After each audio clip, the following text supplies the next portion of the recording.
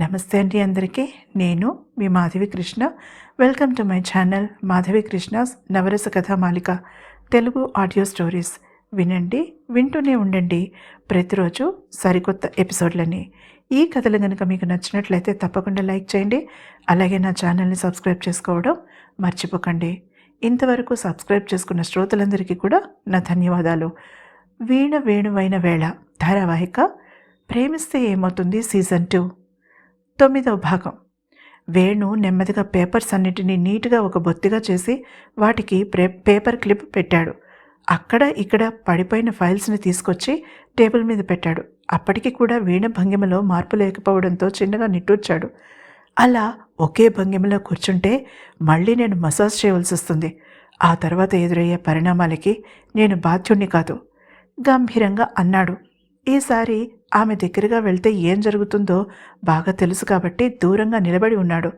ఆమె నెమ్మదిగా తలెత్తి అతని వైపు చూసింది.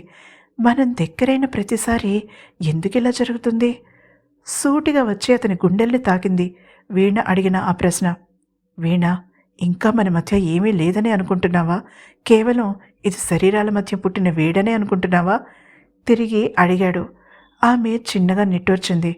నువ్వు ఎప్పుడు ప్రశ్నకి జవాబు తిన్నగా చెప్పావు గనుక, తనలో తానే అనుకుంటున్నట్టుగా పైకి అనేసింది. అతను చిన్నగా నవ్వాడు. తుఫాను తీరం దాటింది అనిపించింది అతనికి. ఆమె దగ్గరికి వచ్చి తన చేతిని ముందుకు చాచాడు. ఆమె ఒకసారి అతని వంక అతని చేతిని వంక మార్చి మార్చి చూసి సందేహిస్తూనే తన చేతిని అందించింది. ఒక్క నిమిషం ఆమె చేతిని తన చేతిలో బిగించి పట్టుకున్నాడు అతను. ఆ తర్వాత ఆమెని సున్నితంగా పైకి లేవదీశాడు. నేను నీ మీద కోపంతో లోపలికి వచ్చాను వీణ, కానీ అనుకున్నది ఒకటి, ఇక్కడ జరిగింది మరొకటి. ఏదైనా తింటూ మాట్లాడుకుందాన్రా అంటూ ఆమెకి మరి మాట్లాడే అవకాశం ఇవ్వకుండా గదిలో నుంచి బయటికి దారితీశాడు. ఆమె టేబుల్ మీద నీట్గా సర్ది ఉన్న పేపర్స్ వైపు, ఫైల్స్ వైపు ఒకసారి చూసి అతని వెనకే బయటికి నడిచింది. అతను డైనింగ్ రూమ్లో సంపత్తో మాట్లాడటం వినిపించి అక్కడికి వెళ్ళింది వీణ. అతను నవ్వుతూ తనే స్వయంగా ఒక కుర్చీ జరిపి ఆమెను కూర్చోమన్నట్టుగా సైగ చేశాడు. ఆమె కూర్చుంటూ చుట్టూ పరిశీలనగా చూసింది. విశాలంగా ఉంది ఆ గది. అందమైన నగిశీలతో పెద్దగా ఉంది డైనింగ్ టేబుల్. మొత్తం 14 కుర్చీలున్నాయి. ఒంటరిగా ఉండే వేణుకి అంత పెద్ద డైనింగ్ టేబుల్ అవసరమేమిటో ఆమెకి అర్థం కాలేదు. అయినా పెదవి విప్పలేదు. ఇంతకుముందు ఆఫీస్ రూమ్లో జరిగిన దానికి ఆమె బాగా కదిలిపోయింది. సంపత్ కాకుండా వేరే అమ్మాయి వచ్చి ఆమె ముందు కంచం గ్లాస్ పెట్టి వెళ్ళింది. మరి నువ్వు అన్నట్టుగా కనుబొమ్మలెత్తి చూసింది వీణ. నేను బయట తినేశాను అంటూ తన ఆలస్యానికి కారణం వివరించాడు వేణు. తమ మధ్య ఏమీ జరగనట్టు అంత మామూలుగా ఎలా మాట్లాడగలుగుతున్నాడు అతను? తనకేమీ అనిపించడం లేదా అనుకుంది వీణ. నీలో జరుగుతున్న సంఘర్షణ అంతా నాలో కూడా జరుగుతోంది వీణ. కానీ నేను ఒక నటుడనన్న విషయం మర్చిపోకు. లోపల ఎంత యుద్ధం జరుగుతున్నా పైకి ప్రశాంతంగా ఉండడం నేర్చుకోవాలి, సీరియస్గా చెప్పాడు వేణు. కంచంలో వడ్డించిన ఆహార పదార్థాలు చూశాక కానీ ఆకలి గుర్తురాలేదు ఆమెకి. ఆ ఉదయం కూడా ఆమె ఏమీ తినలేదు. దానితో ఇక ఆలోచించకుండా తినేసింది. అతను ఏమీ మాట్లాడలేదు. తన చేతిలో ఉన్న పేపర్స్ చూస్తూ కూర్చున్నాడు. ఆమె తినడం అవ్వగానే తిరిగి ఆఫీస్ రూమ్లోకి వచ్చి ఆమె వెనకే తలుపులు వేసి లాక్ చేశాడు. ఎందుకని అడగలేదామె. అదే మంచిదనిపించింది ఆమెకి కూడా. మనం మాట్లాడుకోవాలి వీణ. ఆమెని అక్కడ ఉన్న సోఫాలో కూర్చోమని సైగ చేస్తూ తను టేబుల్కి ఆనుకుని నిలబడ్డాడు. అతని చేతులు టేబుల్ అంచులను పట్టుకునున్నాయి. ఖాళీగా ఉంటే మళ్ళీ ఆమెని దగ్గరికి లాక్కునే ప్రమాదం ఉండటం వల్ల కాబోలు. ఇందాక నేను అడిగిన ప్రశ్నకి జవాబు కావాలి అన్నాడు. అసలు మన మధ్య ఏముందని ముక్తసరిగా తిరిగి ప్రశ్నించింది వీణ. చివ్వుమని కళ్ళలోకి పొంగిన ఆగ్రహాన్ని అదుపు చేసుకుంటున్నట్టుగా దవడకండరాన్ని బిగించాడు. అతని అరచేతులు టేబుల్ అంచులపై బిగుసుకున్నాయి. ఏమీ లేకుండానే నేను ముద్దు పెడుతుంటే ఊరుకున్నావా? కేవలం కోరిక తీర్చుకోవడానికి నాతో అక్కడ పడి దొర్లావా? అటువైపు చూస్తూ విసురుగా అడిగాడు. ఆమె కొద్ది క్షణాలు మౌనంగా అతన్నే చూసింది. అతను తన చూపుడు వేలు బొటన వేలు కలిపి వాటి మధ్యలో ముక్కు అంచుని గట్టిగా నొక్కుకున్నాడు కళ్ళు మూసుకుని. నేను ఎవరితోనూ ఇంత రూడ్గా మాట్లాడను. నన్ను నువ్వు మాత్రమే రెచ్చగొట్టగలవు వీణ. అన్ని రకాలుగా. కళ్ళు తెరిచి ఆమె వైపు చూస్తూ అన్నాడు. ఈసారి అతని కళ్ళలో కోపం స్థానంలో ఆర్ద్రత ఉంది.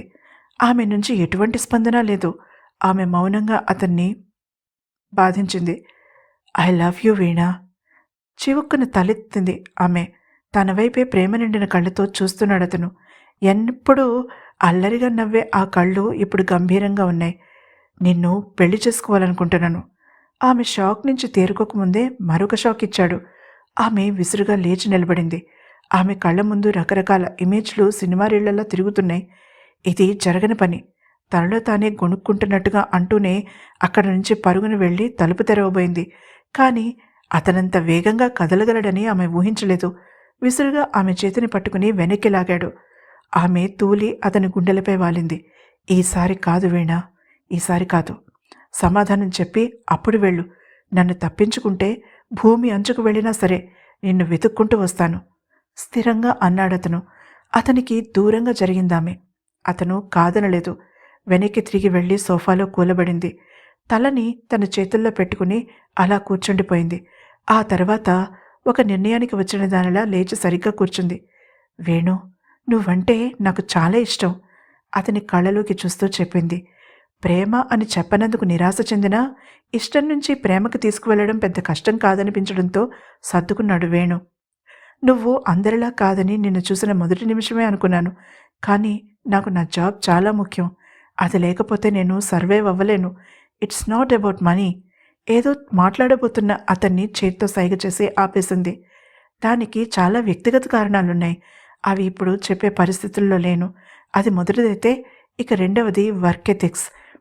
Let me finish this assignment అతన్ని బ్రతిమాలుతున్నట్టుగా చెప్పింది. అతను ఒక నిమిషం ఆలోచిస్తున్నట్టుగా మౌనంగా ఉండిపోయాడు. అతని సమాధానం కోసం ఆతృతగా ఎదురు చూస్తోందామె. నన్ను ప్రేమించకుండా ఉండడానికి నీకు ఎన్ని కారణాలున్నాయో నిన్ను నేను ప్రేమించడానికి అంతకన్నా ఎక్కువ కారణాలే ఉన్నాయి వీణా. నాకు నీ అసైన్మెంట్ నీకు ఇంపార్టెంట్. నాకు నా అసైన్మెంట్, అదే నీతో ప్రేమ ఇంపార్టెంట్. నువ్వు నీ డ్యూటీ చేయి, కానీ నేను నీ మౌనాన్ని బద్దలు కొట్టి తీరుతాను నీ బాధ్యత ముగిసే లోపల అన్నాడు వేణు. ఇప్పుడు అతని కళ్ళు ప్రశాంతంగా ఉన్నాయి. ఒక నిర్ణయం తీసుకున్నాక అది అమలు జరిపి తీరాలనే పట్టుదల ఉంది ఆ కళ్ళలో. వీణ వణికిపోయింది. ఎందుకో తను అతని చేతుల్లో ఓడిపోతుందేమో అనిపించింది. ఇట్స్ నాట్ ఫేర్ వేణు చెప్పింది నీరసంగా. Everything is fair in love sweetheart అల్లరిగా కన్ను గీటుతూ అన్నాడు. అంతలోనే అతనిలో వచ్చిన మార్పును జీర్ణం చేసుకోలేకపోయింది వీణ. రెప్పవాల్చకుండా అతన్నే చూస్తోంది. సులువుగా దొరికేదైతే ఎక్కువ కాలం మన దగ్గర నిలబడదు. ప్రేమ అస్సలుండదు చెప్పి ఒక్క క్షణం కళ్ళు మూసుకున్నాడు వేణు. అతని కళ్ళలో నీళ్లు తిరగడాన్ని గమనించి లేవబోయిందామె. అతను ఆపేశాడు. లేదు వీణ, నాకు కావలసింది జాలి కాదు, నీ ప్రేమ. అందుకే నువ్వు నీ గతం చెప్పే వరకు నేను నోరు విప్పను. అందుకే కష్టపడి నీ ప్రేమ దక్కించుకుని నిన్ను శాశ్వతంగా నా సొంతం చేసుకుంటాను అంటూనే మరి మాట్లాడడానికి అవకాశం ఇవ్వకుండా అక్కడ పెట్టిన ఫైల్స్ని తీసుకుని వెళ్ళిపోయాడు. వీణ ఆ రోజు ఇంటికి రాగానే చేసిన మొదటి పని వేణు దగ్గర ఉన్న ఎంప్లాయీస్ లిస్టు తీసుకుని పేర్లన్నిటినీ పరిశీలించి చూసి 2 వేరువేరు లిస్టులు తయారు చేయడం. ఒక లిస్టులో అతని మ్యాన్షన్లో పనిచేసే స్టాఫ్తో పాటుగా ఆ మ్యాన్షన్లోకి యాక్సెస్ ఉన్న వాళ్ళ పేర్లు, మరొక లిస్టులో మ్యాన్షన్ బయట అతని పనులు చేసే స్టాఫ్, అతని ఫ్రెండ్స్, ఇంకా పరిచయస్తులు. ఆ తర్వాత బాగా ఆలోచించి అతనితో రెగ్యులర్గా చాట్ చేసే అతని అభిమానుల లిస్టు తయారు చేసింది. అంతేకాక ప్రొఫెషనల్గా అతనితో టచ్లో ఉండే ఫోటోగ్రాఫర్స్, పబ్లిసిస్ట్స్, ఇలా ఎంతమందో. ఆమెకి తలనొప్పి మొదలైంది. ఇంతమందిలో ఆ క్రేజీ ఫ్యాన్ ఎవరో ఎలా పట్టుకోవడం? ఆమెకి వీడియోస్ గుర్తొచ్చాయి. అవి మర్చిపోయినందుకు తనని తానే తిట్టుకుంది. అవి తన పెన్ డ్రైవ్లోకి కాపీ చేసింది. ఎక్కడ పెట్టిందా పెన్ డ్రైవ్ని? గబగబా తన బ్యాగ్ని వెతికింది. ఒక చిన్న ఫోల్డర్లో కనిపించింది. తన అజాగ్రత్తకి తనని తానే తిట్టుకుని తన ల్యాప్టాప్ని ఆన్ చేసింది. పెన్ డ్రైవ్ని ఇన్సర్ట్ చేయబోతుండగా కాలింగ్ బెల్ మోగింది. అప్రయత్నంగానే ఆమె పెన్ డ్రైవ్ని ఫైల్ ఫోల్డర్లోకి తోసి ఆ ఫైల్ని సోఫాకి ఉన్న సీక్రెట్ అరలోకి తోసి లాక్ చేసింది. ఎవరే ఉంటారబ్బా అనుకుంటూ డోర్ ఓపెన్ చేసింది. ఎదురుగా పొడవుగా బలిష్టంగా ఉన్న వ్యక్తి నిలబడి ఉన్నాడు. ఆమె వెంటనే అలర్ట్ అయింది. పీప్ హోల్లో నుంచి చూడకుండా డోర్ తీసినందుకు తిట్టుకోవడానికి కూడా ఆమెకి అవకాశం లభించలేదు. ఆమెని విసురుగా లోపలికి నెట్టి ఆమె వెనకే లోపలికి ప్రవేశించి డోర్ లాక్ చేశాడతను. అపార్ట్మెంట్స్లో ఉండమని మంత్ర ఎంత చెప్పినా వినకుండా గొడవ లేకుండా ఉంటుందని ఇండిపెండెంట్ హౌస్ తీసుకుంది తను. ధీరజ్కి బైక్, తనకి కంపెనీ కార్ ఉన్నాయి కదా అని కొంచెం లోపలికి తీసుకుంది ఇల్లు. ఇప్పుడు అదే సమస్య కూర్చుంది. అయినా భయపడలేదామె. మిస్టర్, ఎవరనుకుని ఎవరింటికొచ్చావు? మర్యాదగా బయటికెళ్ళు, లేదంటే జైల్లో కూర్చోవలసి వస్తుంది, కోపంగా అంది వీణ. మాటల్లో పెట్టాలి, ఎలాగైనా మాటల్లో పెట్టి తప్పించుకోవాలి. తనకి కరాటేలో బ్లాక్ బెల్ట్ ఉందన్న విషయం వాడికి తెలిసేలోపుగా పని పూర్తయిపోవాలి మనసులో అనుకుందామే. ఆ వ్యక్తి ఏమీ మాట్లాడలేదు. ఉన్నట్టుండి పక్కనే షెల్ఫ్లో ఉన్న అందమైన రాధాకృష్ణుల బొమ్మని నేలకేసి కొట్టాడు. చిన్న చిన్న ముక్కలుగా పగిలిపోయిన ఆ బొమ్మని చూసి నిర్ఘాంతపోయిందామె. అతను ఆమె వైపు కూడా రాలేదు. చాలా సిస్టమేటిక్గా ఇంట్లో ఉన్న వస్తువులన్నీ నాశనం చేశాడు, ఆమె ల్యాప్టాప్తో సహా. ఆమెలో కదలిక వచ్చేసరికి బెడ్రూంలోకి నడుస్తున్నాడు. ఆమెకి పూనకం వచ్చినట్లయింది. వెనక నుంచి అతని మీద విరుచుకుపడింది శివంగిలాగా. ఆమె అలా అటాక్ చేస్తుందని ఆ వ్యక్తి ఊహించకపోవడం వల్ల ముందుకు తూలి బరువు బ్యాలెన్స్ చేయలేక బోర్లా పడిపోయాడు. అతని కాళ్ళని తన కాళ్లతో మెలివేసి అతని వీపు మీద తన బరువంతా ఆనించి తన కుడి చేతిని అతని మెడ చుట్టూ తిప్పి బలంగా అదిమింది వీణ. కొన్ని క్షణాల పాటు ఊపిరాడక గిలగిలా కొట్టుకున్నాడతను. అప్పుడు కొంచెం పట్టు సడలింది. ఎడమ చేత్తో అతని జుట్టు పట్టుకుని బలంగా వెనక్కి గుంజింది. అప్పా అని చెవులు చిల్లులు పడేలా అరిచాడు ఆ వ్యక్తి. అయినా తన పట్టు సడలించలేదు వీణ. సన్నగా నాజూకుగా ఉన్న ఆడపిల్లలో అంత బలం ఉంటుందని ఊహించలేదతను. అతనికి ఇచ్చిన సమాచారం ప్రకారం ఆమె ఒక చిన్న కంపెనీలో టైపిస్ట్గా పనిచేస్తోంది. ఆమెని బెదిరిస్తే చాలు. కానీ పరిస్థితి అందుకు భిన్నంగా ఉంది. అతని ఊపిరి ఆగిపోయేలా ఉంది ఆమె బలానికి. చెప్తాను, నన్ను వదిలే రాక్షసి. చివరి మాట ఆమె మరింత బలంగా జుట్టు గుంజడంతో అన్నాడు. చెప్పు, రొప్పుతో అడిగింది వీణ. నువ్వు తిరుగుతున్న హీరోని వెంటనే వదిలేసి నీ స్థాయికి తగ్గవాడిని చూసుకో అంటూనే బలంగా నెక్కి నెట్టాడామెను. ఆమె విసురుగా వెనక్కి పడడంతో తల గోడకి కొట్టుకుని దిమ్మెక్కిపోయింది. అయినా వదలలేదు ఆమె అతన్ని. తన కాలితో అతని కాళ్ళని అడ్డం పెట్టింది. అతను ఇంకొకసారి ముందుకు పడ్డాడు. ఆమె అలా నేల మీదే గబగబా పాములా పాకుతూనే అతన్ని వెనక నుంచి ఒడిసి పట్టుకుంది. ఒకరి పట్టు నుంచి ఒకరు విడిపించుకోవాలనే ఆ పెనుగులాటలో జంతువుల్లా రొప్పుతున్నారిద్దరు. ఆమె తన చేతిని చాకులా చేసి విసురుగా అతని మెడ మీద కొట్టబోయింది. అతను ముందుకి కదలడంతో ఆ దెబ్బ భుజం మీద పడి ఫట్మన్న శబ్దం చాలా స్పష్టంగా వినిపించింది. అతను కెవ్వుమని కేక పెడుతూనే ఆమెని కాళ్లతో బలంగా తన్నాడు. ఆమె విసురుగా వెళ్ళి సోఫా అంచుకు గుద్దుకుంది. ఆమె చేతి ఎముక విరగడం ఆమెకి తెలుస్తూనే ఉంది. నేల మీద పడిన గాజు పెంకుల మీద పడుతూనే ఆమెకి స్పృహ తప్పింది. వేణుకి ఆ రోజుతో డబ్బింగ్ పని పూర్తవడంతో చేస్తున్న సినిమా తాలూకా పని మొత్తం పూర్తయిపోయింది. టీనా కొన్ని ఎండోర్స్మెంట్స్ తీసుకొచ్చింది. అవి చూసుకుని నచ్చితే వాళ్ళతో డిస్కస్ చేయొచ్చని చెప్పింది. అతనికి వాటి మీద ఆసక్తి లేకపోయినా టీనా పట్టుబడడంతో ఒప్పుకున్నాడు. వాటిని ఒకసారి చూడాలి. ఫైల్ మెయిల్ చేశానని చెప్పింది అనుకుంటూ టైం చూసుకున్నాడు వేణు. రాత్రి 8 గంటలైంది. ఇంకా 10 గంటలు.